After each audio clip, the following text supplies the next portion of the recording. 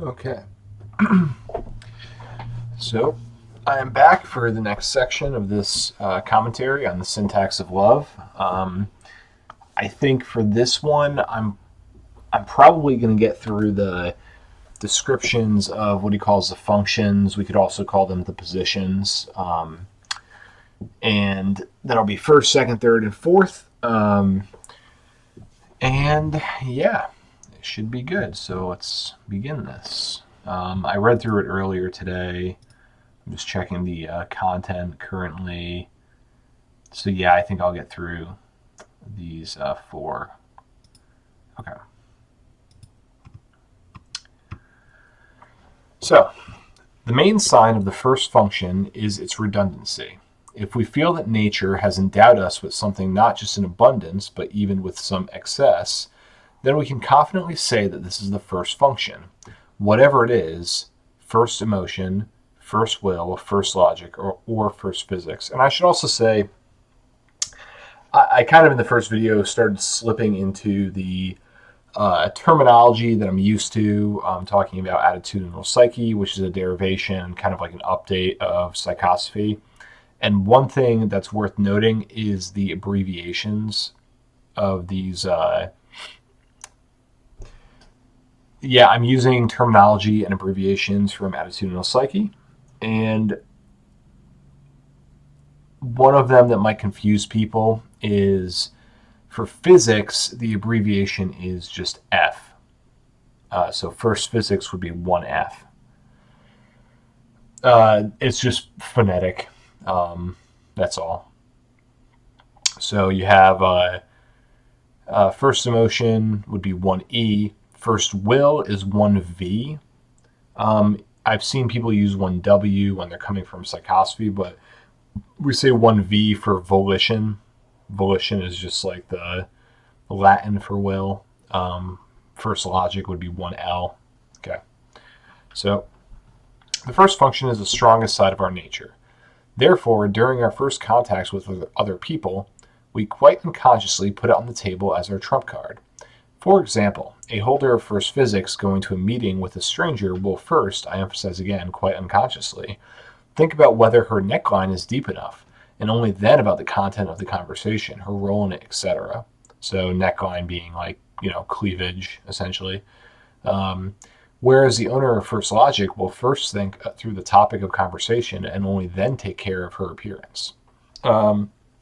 Again, remember that these are like kind of analogies and just I don't know exactly how to put it, but like just little shorthand examples that he gives that you shouldn't take too literally, but they're just kind of illustrating, what these different types with these different functions, how they're in different orders, what they're going to prioritize. Okay, so the first function is our main weapon in conflicts: family, industrial, or any other. In this regard, the most banal everyday truths take on a new interesting perspective. Let's say it is generally accepted that when a husband beats his wife and the wife cries, it means that the husband is a beast and the wife is a sufferer. However, it is not. It's just that the husband has first physics and the wife has first emotion, and each of them uses their most powerful weapon in the conflict. So again, you know, don't take him too literally on that. He's just trying. I mean, I'm sure he actually believes what he says, but we can interpret it as just colorful illustrations of these functions. So the idea is that like two people in a conflict, they use different weapons, and uh, our usual understanding might be deepened if we look at things through the lens of psychosophy.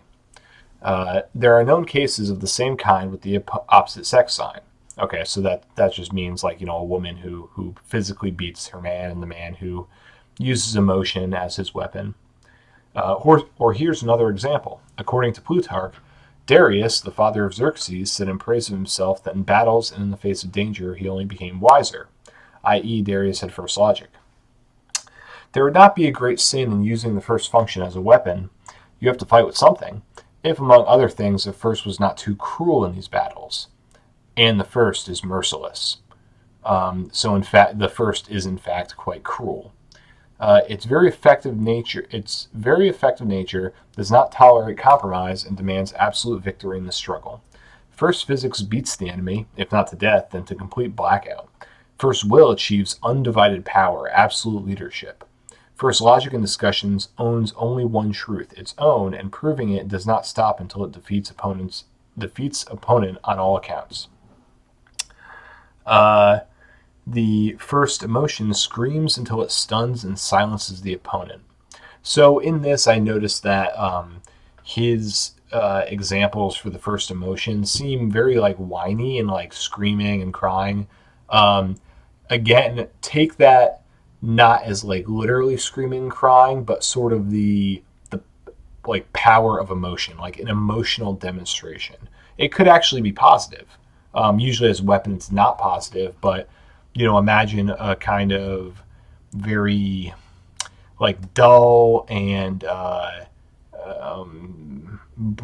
kind of emotionally brittle and suppressed environment, and the first E is like radiating happiness, and sort of like radiating, marching to the beat of their own drum, and experiencing like deep joy. That would be like kind of stunning and not silencing the opponent, but fighting against the kind of like emotional darkness. So it could be positive or negative. So the first is a hammer, equally suitable for destruction and creation. However, this is precisely a hammer with all the conveniences and inconveniences that arise from this circumstance, a blacksmith's hammer, and not a jeweler's hammer. So he continues, the products he created are not distinguished by the fineness of their finishing. They are rough, simple, and focus more on reliability than on beauty. So the first is rough. It's rough, cruel, excessive, strong, and it's like a hammer. Okay. A person usually gives a status of an instrument of the highest reliability to the strongest side of his nature. Therefore, another perspective of the first function is superiority from the point of view of the theory of knowledge. On an epistemological basis, the first clearly divides humanity into four unequal parts. Sensualist, first physics; voluntarist, first will; mystics, first emotion; rationalists, first logic. Sensualists believe only in experience, mystics only in experiences, voluntarists only in personal energy, rationalists only in logic. Okay, fair, straightforward enough.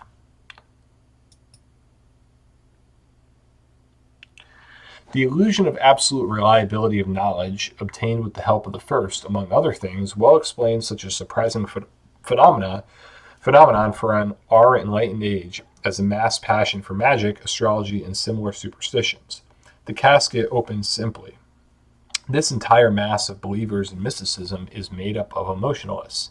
Therefore, rationalists can continue to walk on their own, proving the inconsistency of superstitions. Useless. For the first emotion, a black cat on the road will always be more reliable than all arguments of reason.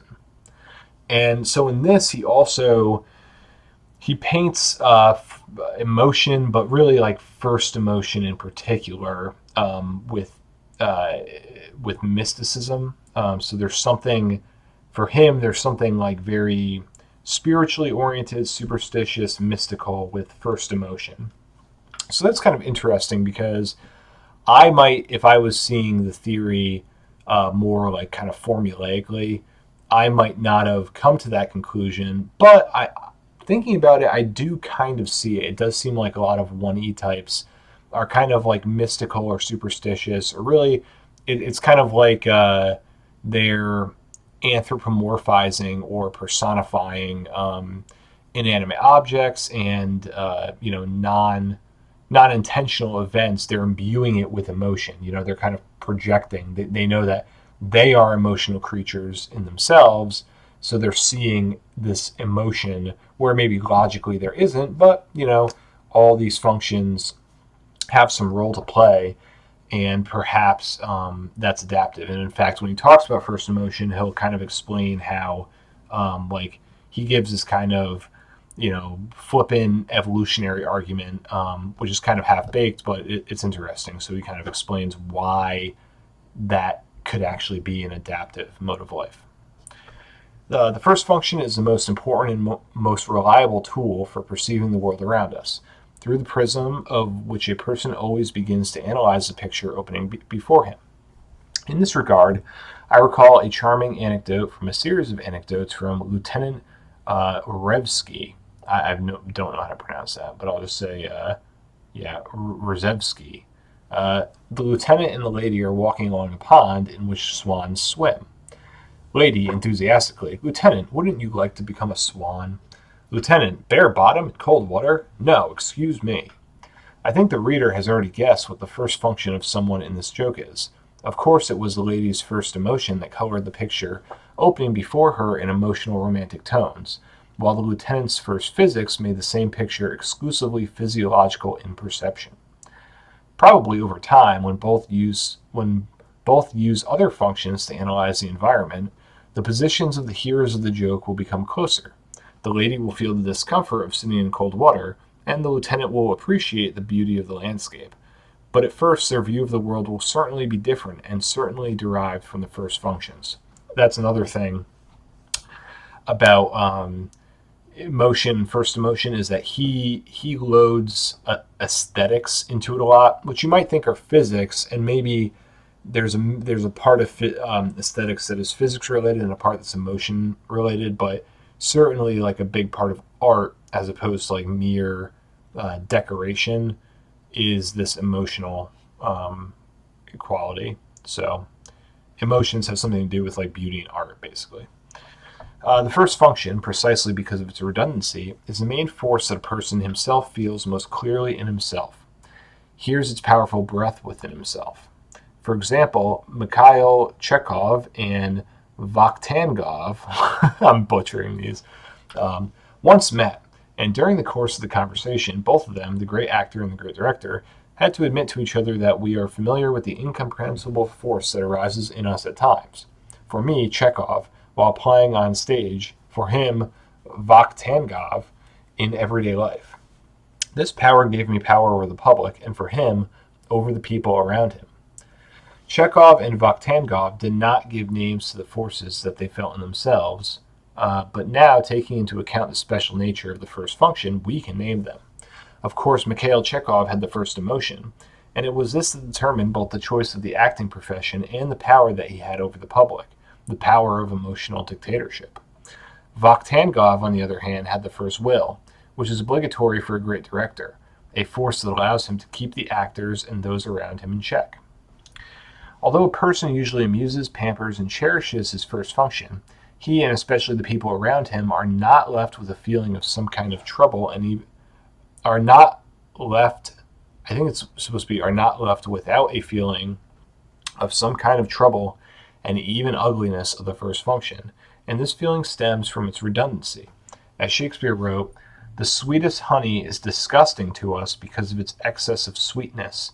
Its excess spoils our appetite." Same with the first function. Its excess smacks of pathology and thus poisons a person's joy of admiring the most powerful side of his nature. Yeah, so that's a good point there.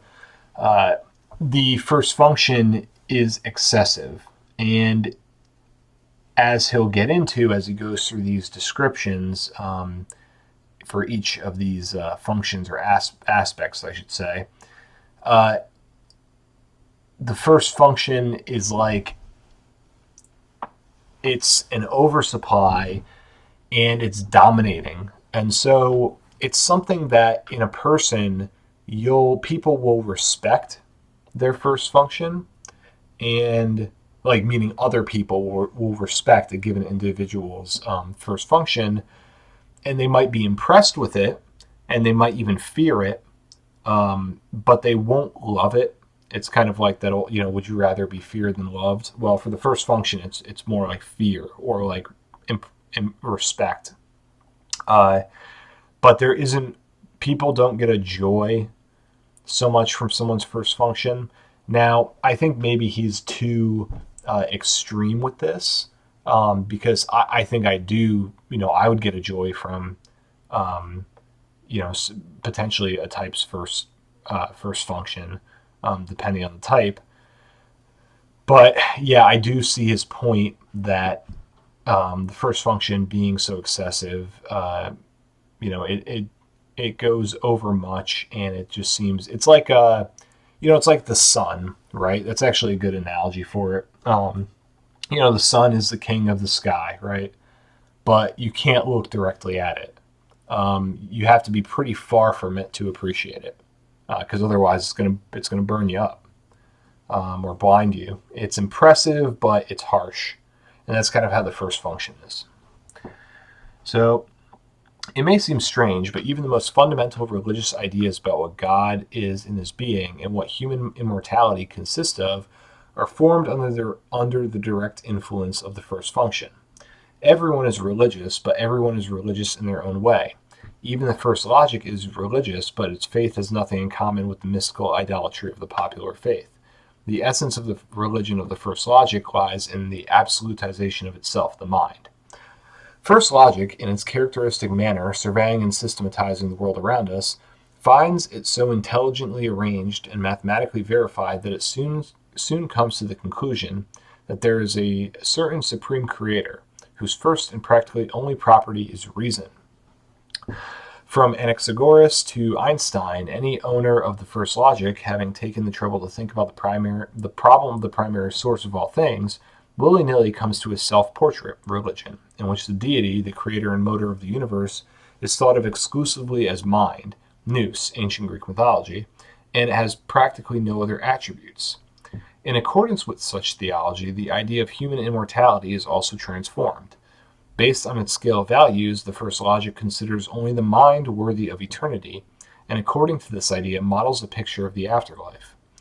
Constructions like the theory of the noosphere by Chardin Vernadsky, not familiar with him, according to which a transparent shell composed of ideal immortal human minds, purified of any impurity, swirls above the earth, is a direct reflection of such modeling.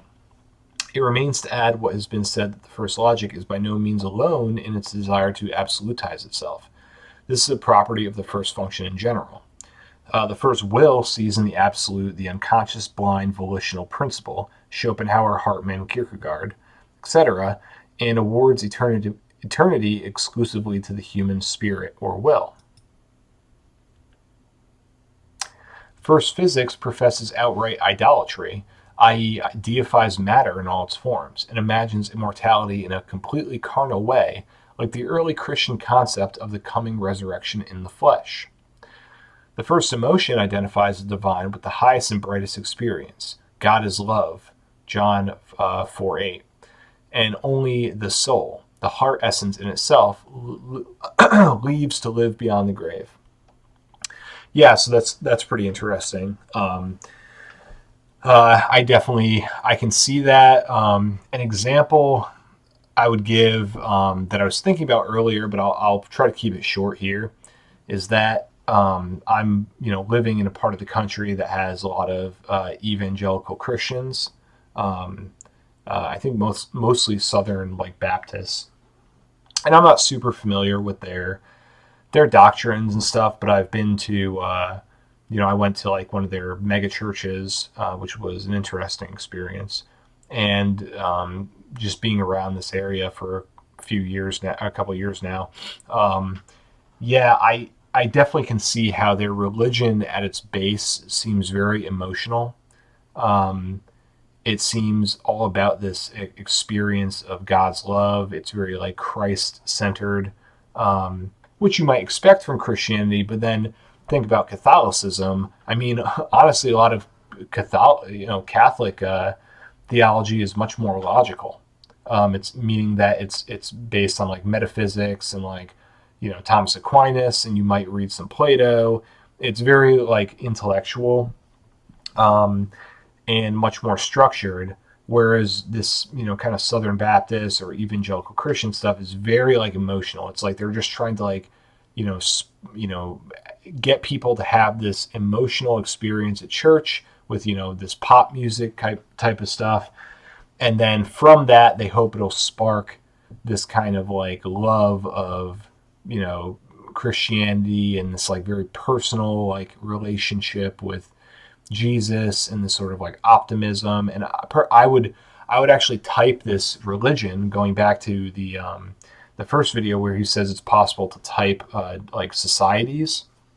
I think you could type this sort of evangelical Christianity as like EVLF, because it's very much about like this kind of confident, very overpowering emotional experience, and then it's like sparking willpower in everyone, through the magic and love of Jesus Christ.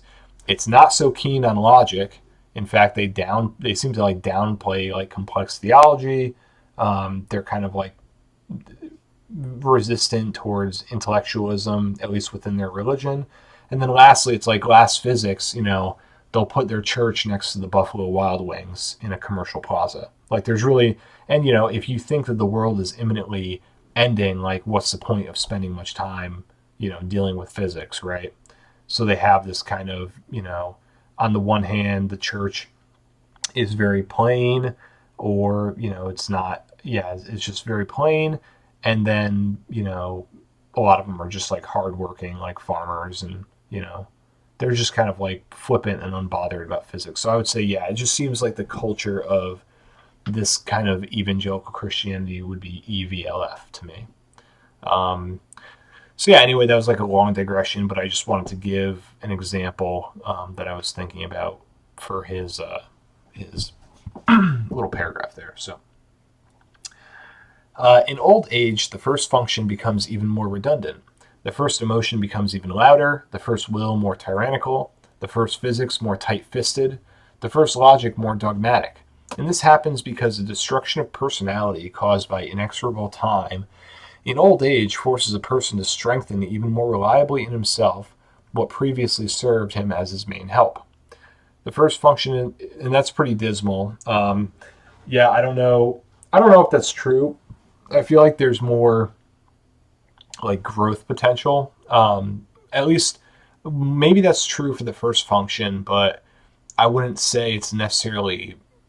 Don't think about it for the whole type, because with the type there's functions that are more amenable to like growth and maturation. But maybe the first function, it starts strong and it just kind of becomes more brittle and more excessive with age. Maybe that's true. The first function is the support of the personality, the foundation on which the bungalow of the human psyche, shaken by all the winds, rests. However, the superpower and fortress, and I like that word fortress for the first function, fortress of the first contains a hidden and dangerous flaw. She's not flexible. Therefore, blows to the first are very painful, and its minor destructions caused by fast-moving life, say illness and injury for the first physics, sometimes drives a person to madness and suicide. Interesting. And human nature, apparently, is aware, or rather subconscious, of the dangerous lack of flexibility in the first function, since despite the self-confidence of the first, it is usually in no hurry to subject itself to tests in a dubious situation, so that we do not mean by test a fight or dispute. So let me read that again. And human nature apparently is aware, or rather subconscious, of the dangerous lack of flexibility in the first function, since despite the self-confidence of the first, it is usually in no hurry to subject itself to test in a dubious situation, so that we do not mean by test a fight or dispute. Okay. Not sure how that last part of the sentence is supposed to be. But basically what he's saying is that the first function is kind of avoiding it. I would say it avoids having to adapt. It avoids change. It prefers to just stay with what it knows, stay with it. It prefers to talk its book. It doesn't want to constantly subject itself to new experiences that might cause it to be influenced by the outside world. Now, Afanasieff, in this book, he doesn't go into another dichotomy of the functions. So we talked about, top versus bottom, meaning like strong versus weak functions. And I think we went over, and maybe I believe he did. Yeah, we did in the last video. And we went over the like productive or results oriented and the process oriented functions, which are the middle two, right? Middle two are process. The first and the fourth are results oriented.